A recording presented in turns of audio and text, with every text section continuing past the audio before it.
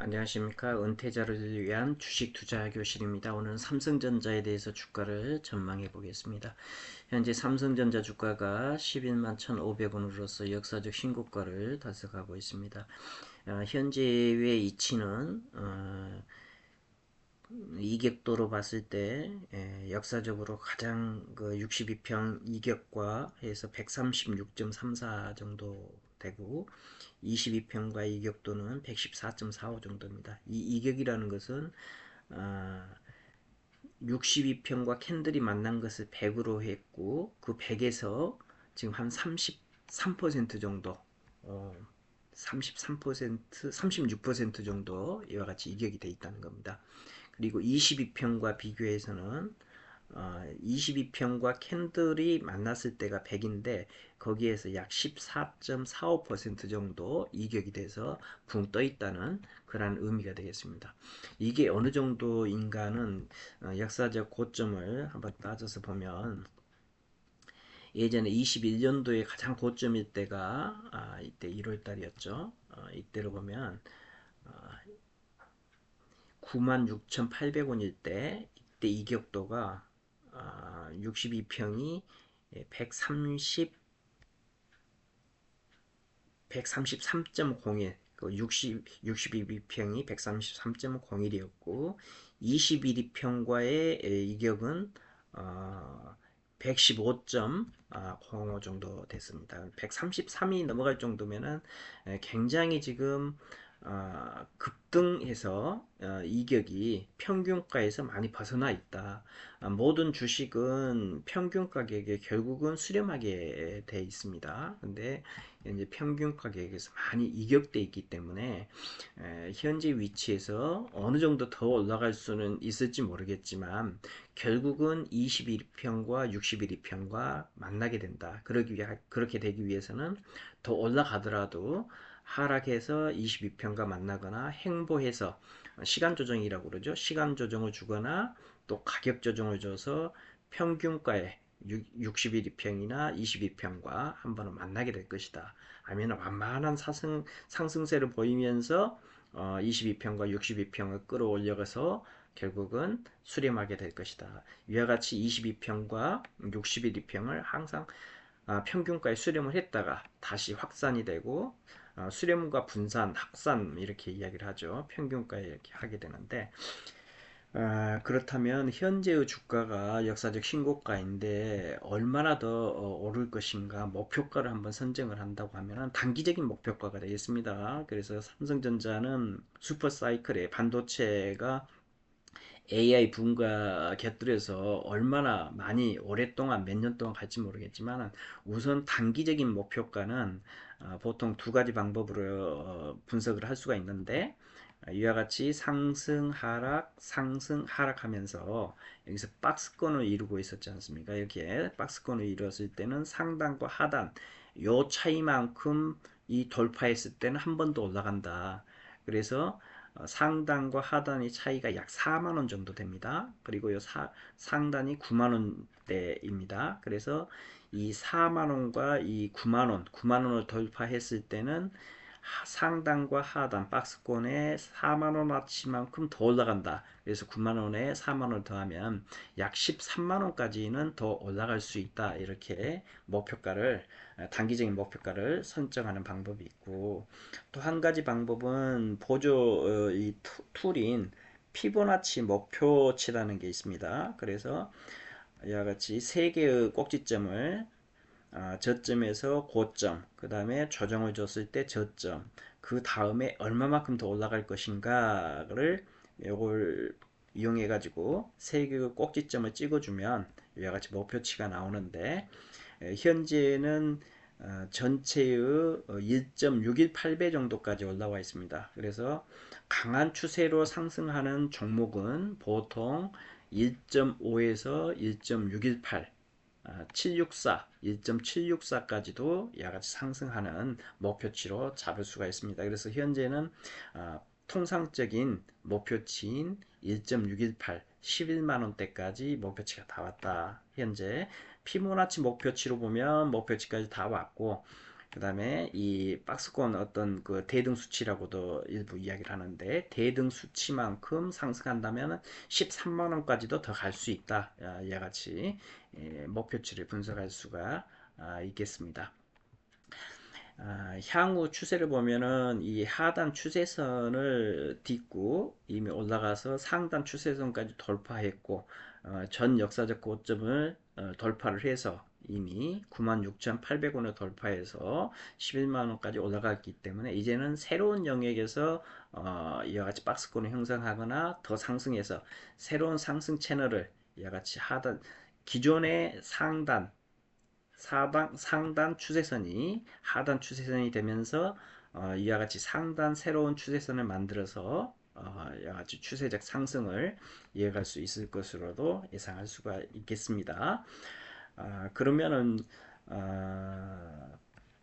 현재 보유하고 있으신 분들이 이거를 지금 팔아야 될 것이냐, 아니면 더 보유해야 될 것이냐, 이런 문제인데, 보통 이와 같이 강하게 상승하고 있는 종목은 함부로 파는 것이 아니다, 또 미리 파는 것이 아니다, 반드시 확인하고 하락으로 추세가 전환되는 것을 확인하고 파는 것이다. 그래서 일부 이제 투자자의 성격에 따라 다르겠지만, 투자자가 장기 투자를 하시는 분들이라면 이와 같이 앞에 구름 있죠. 구름이 지금 빨간 구름인데, 이 구름이 흑운으로 흑운, 즉 음운으로 바뀔 때까지 보유해라. 이와 같은 방법이 하나가 있고, 이게 후행 스팬인데 이 후행 스팬이 캔들을 건들 때까지 절대 팔지 마라. 이와 같은 철칙을 정해서 매매를 하는 방법이 있습니다. 이와 같이 이게 이제 음운이죠. 청색 음인데, 이와 같이 음운으로 바뀌었을 때 장기적인 하락을 가져올 수가 있습니다. 이와 같이.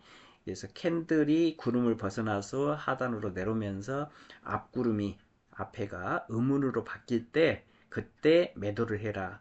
장기적인 보유를 하는 사람들은 일목균형표를 이용한 매도 방법이 있겠습니다. 이와 같이 일목균형표를 하나의 기준으로 삼아서 매도를 하는 방법이 있겠고, 또 한 가지는 이동 평균선을 이용해서 보통 21이평을 깨고 내려오면 매도하겠다, 또는 11이평을 깨면 매도하겠다, 또는 61이평을 깨면 매도하겠다, 이와 같이 하는 방법이 있습니다. 그것은 자신이 단기 트레이더, 단기적으로 사고 팔고 해서 할 사람들은 단기 이평선을 활용하는 것이고, 좀 장기로 보유해서 가져가고 좀 긴 호흡으로 매매를 하시는 분들은 21이평이나 61이평을 활용해서 기준으로 잡아서 매도를, 이탈 시에 매도를 하는 방법이 있겠습니다.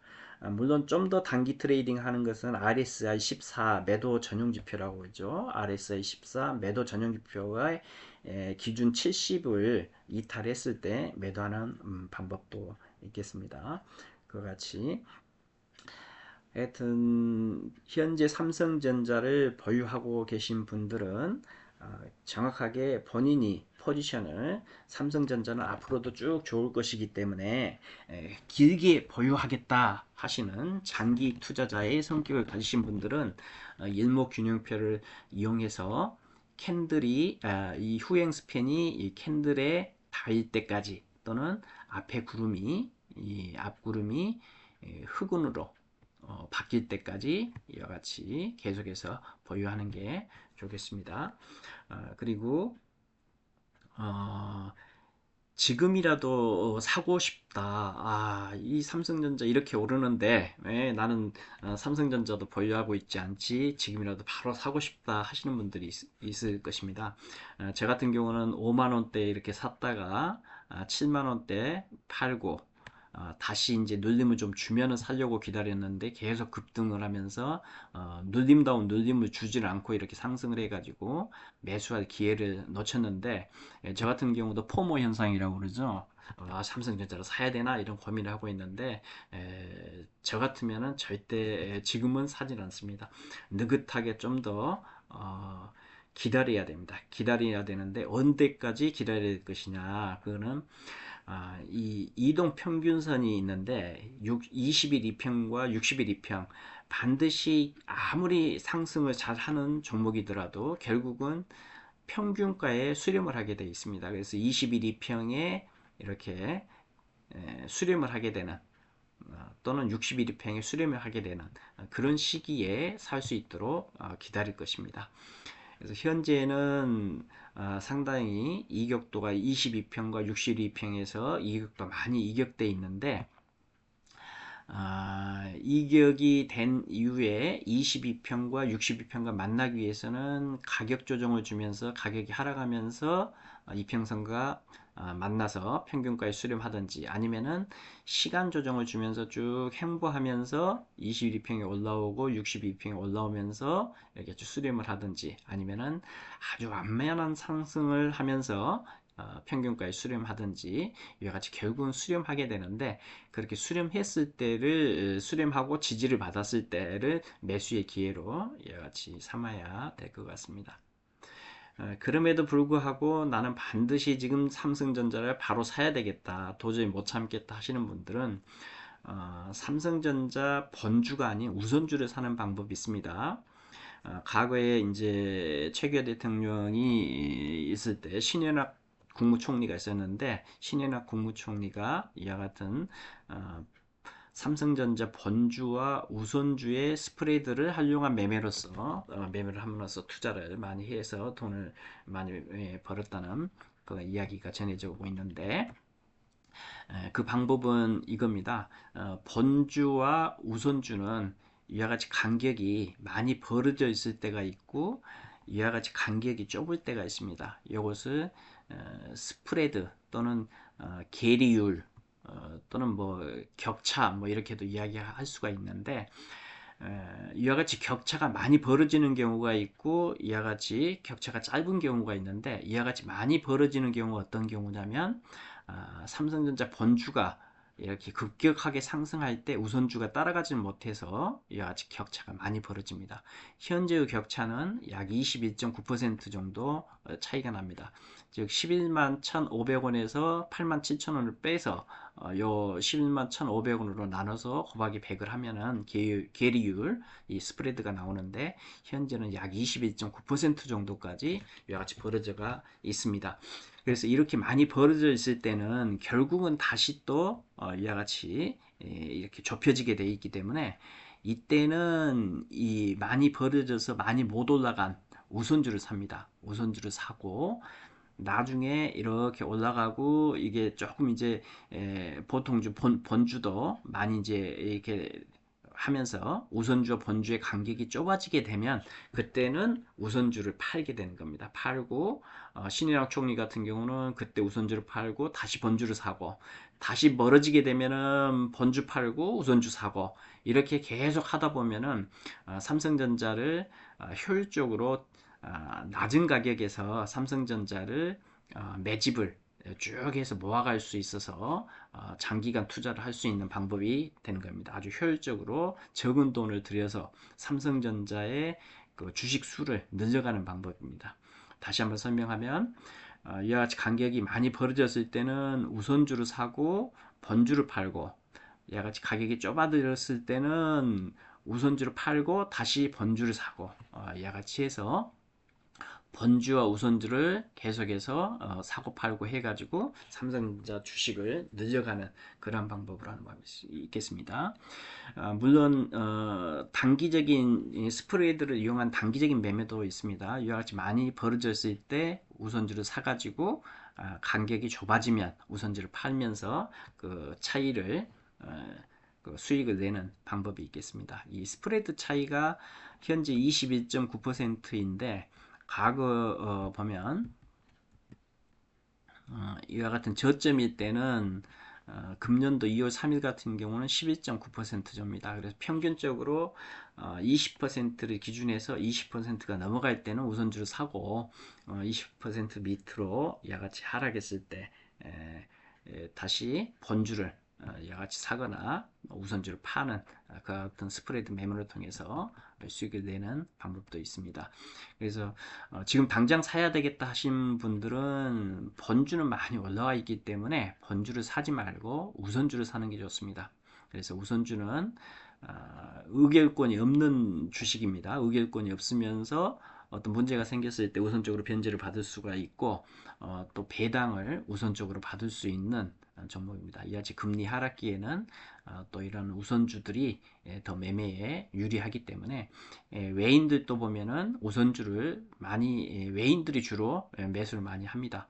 그러니까 이와 같이 이제 번주와 우선주의 격차가 이렇게 벌어지는 이유는 우선주가 유동 물량이 거래량이 적기 때문에 여기는 활발하기 때문에 이와 같이 급격하게 상승을 하지만 우선주 매매하는 사람도 적고 유동 물량이 적기 때문에 못 따라가면서 스프레드가 이렇게 발생을 합니다. 격차, 스프레드는 격차죠. 격차가 크게 발생을 했다가 다시 줄어들었다는 겁니다. 그 벌어졌다가 줄어들었다 하는 것을 이용해서 수익을 내는 방법이 스프레드 매매법이 되겠습니다.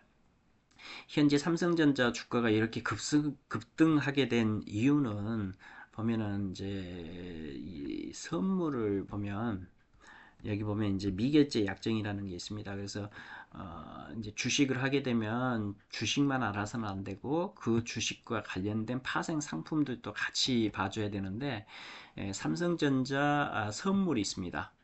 삼성전자는 이 현물이 있고 선물 그러니까 퓨처죠. 선물이 있는데 그 선물이 보면은 이제 미결제 약정이 이렇게 쭉 늘어납니다. 이게 뭐냐면은 돈이 많은 그 큰 손들이나 그 외국 기관들이 이, 이 상승에 배팅을 해서 계속해서 배팅량을 늘렸다는 겁니다. 배팅량을 늘려가지고 여기서 선물 미결제 약정이 쭉 늘어나면서 얘가 상승을 했기 때문에 결국은 언제까지 상승할 것이냐 하는 거는 미결제 약정이기 때문에 이게 청산이 되고 결제가 되면 그때 끝이 나는 건데 그 끝나는 시점은 매달 두 번째 주차 목요일 날이 선물이 만기일입니다. 그래서 11월물, 이건 12월물인데 이제 11월물도 보면 삼성전자 11월물, 11월물 같은 경우도 이와 같이 급격하게 미결제 약정이 늘어난 게 보이시죠? 이때 외인들이 큰 손들이 삼성전자를 상방으로 갈 것이라고 예측을 하면서 배팅을 한 겁니다. 이와 같이.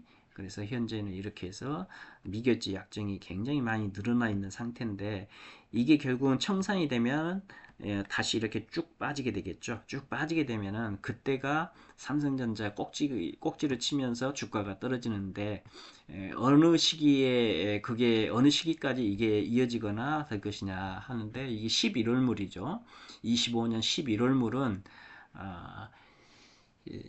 11월 13일 목요일 날이 만기일입니다. 그래서 그 만기일을 전후해서 그러한 현상이 발생할 수 있기 때문에 11월 13일을 전후해서 삼성전자 주가를 잘 주시를 해야 되겠습니다. 그러면 11월 13일 한 이틀 전에 3일 전에 청산을 할 수도 있고 아니면은 더 끌고 가가지고 끝까지 결제를 하게 되면 13일까지 갈 수도 있고 이거를 노로보해서 12월물로 넘겨서 계속해서 끌고 갈 수도 있습니다. 하지만 이 변화, 미결제 약정의 변화를 보면서 삼성전자의 주가가 더 상승할 것이냐 하락할 것이냐 이걸 좀 알 수가 있으니까 결국은 우리가 이제 주식을 현물만 보지 말고 그 삼성전자는 선물과 옵션이 같이 딸려 있는 종목이기 때문에 외인들이